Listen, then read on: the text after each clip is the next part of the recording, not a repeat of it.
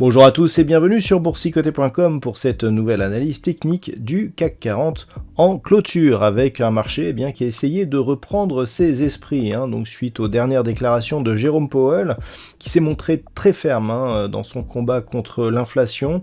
On a poursuivi donc la baisse qui s'était déclarée vendredi pour avoir une ouverture ici sur un gap baissier. On a ouvert quasiment sur la zone des 6200 points.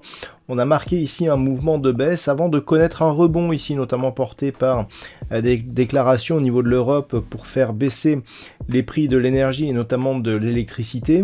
Malgré tout, on n'a pas réussi à refermer ce gap et donc après cette petite remontée, le CAC 40 clôture à 6222,28 et perd 0,83% par rapport à la clôture de la séance précédente. Donc on est vraiment dans une poursuite ici de dynamique baissière avec une configuration technique assez particulière puisque nous avons ici un gap baissier, une bougie totalement à l'extérieur des bandes de Bollinger et je dirais quelque part une bougie qui reste malgré tout hésitante sur laquelle je vais revenir. Du point de vue des indicateurs techniques, nous avons une configuration ici qui reste baissière au sens des histogrammes du MACD qui continue à évoluer ici dans une dynamique assez négative.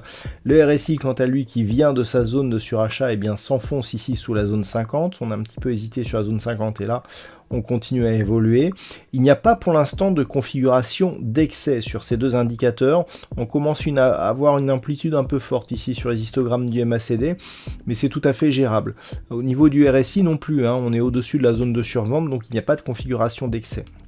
Et au niveau des volumes, on a des volumes qui sont inférieurs à la moyenne. Alors je dirais que il aurait été intéressant d'avoir une bougie ici avec des volumes supérieurs, notamment par sa structure, elle aurait appelé un signal de retournement potentiel.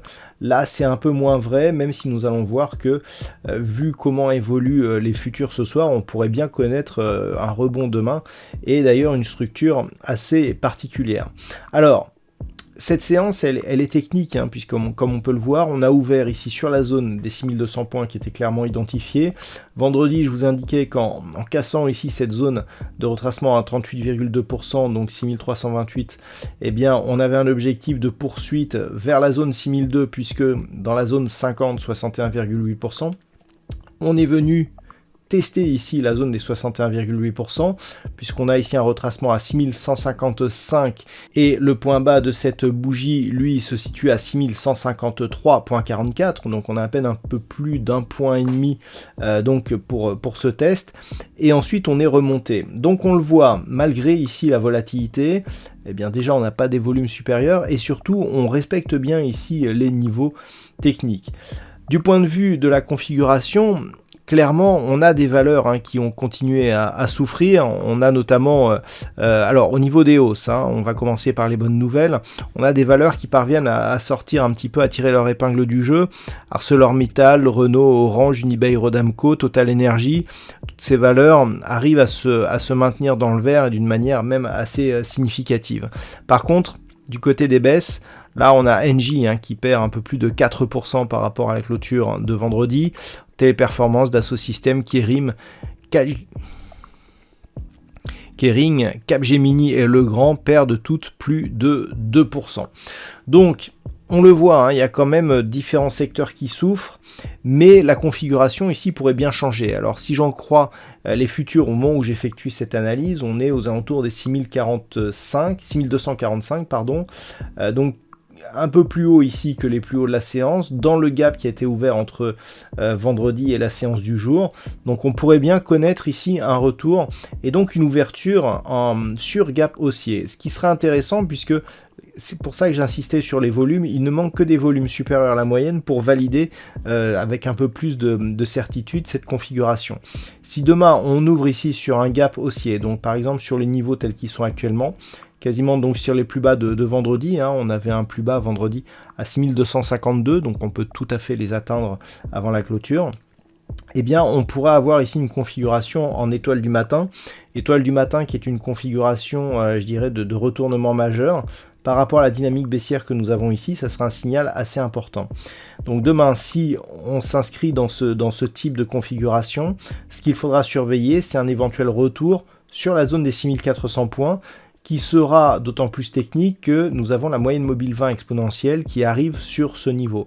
Donc ce serait vraiment intéressant que l'on revienne ici sur ces niveaux. Par contre, tant que l'on reste ici dans le gap, que le gap n'est pas comblé et que l'on reste ici à proximité des 6200, le risque que l'on a, c'est une rupture ici de la zone des 6160 et une poursuite du mouvement. Si on casse cette zone que j'ai repositionnée ici à 6137 points, clairement, on aura cassure du retracement à 61,8%, ce qui implique une probabilité bien supérieure d'avoir un retracement total de la dynamique, à savoir un retour ici sur la zone des 5880 points. Donc pour demain, on surveillera sur un mouvement haussier ici, eh bien l'éventuel comblement du gap. Ce qui serait intéressant, c'est que l'on ouvre sur le plus bas de la séance de vendredi, donc je rappelle 6252,59, puisqu'on aurait un gap haussier qui annulerait le gap baissier du jour. Et on serait pleinement dans une configuration qui pourrait déboucher sur une étoile du matin. Pour cela, il ne faudrait pas que le gap soit comblé. C'est une chose importante. À partir du moment, si par exemple on ouvre sur un gap et puis que tout de suite on comble le gap, là clairement on oublie cette configuration. Si on ouvre sur un gap et que tout de suite on accélère à la hausse, eh bien on pourrait avoir ce type de configuration qui pourrait potentiellement être très forte. Si par contre on reste en dessous et que l'on recasse ici 6200 points, clairement, la zone à tester ici à attendre, c'est 6137, 6160. En cas de cassure, eh bien, une accélération est possible, donc en direction des 5880 points, avec la zone des 6000 points sur un niveau donc intermédiaire. Voilà donc ce que l'on peut dire sur cette configuration technique pour ce soir. D'un point de vue statistique, alors on a énormément d'éléments assez rares sur ce graphe, notamment la bougie ici totalement à l'extérieur des bandes de Bollinger, avec un gap, une conjonction d'indicateurs assez particulière, donc on a très peu d'occurrences sur cette configuration. Donc on tiendra au niveau des statistiques, on suivra les statistiques qui ont été diffusées vendredi, qui nous donnaient une petite baisse pour le début de la semaine, suivie d'une remontée graduelle qui pourrait nous ramener sur les 6400 points. Alors, ces 6400 points à terme, c'est-à-dire que, par exemple, si on arrive avant le terme donc, de la statistique, on peut considérer que la statistique a été réalisée. Voilà, donc demain...